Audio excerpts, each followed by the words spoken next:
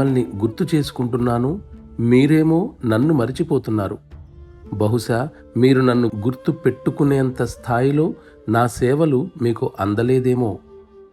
నా లోపాలను దయచేసి తెలియజేయండి. నా కర్తవ్యాన్ని నేను నిర్వహిస్తాను. నన్ను మీ స్మృతిలో ఉంచుకోవడానికి అప్పుడది కారణం కాగలదు.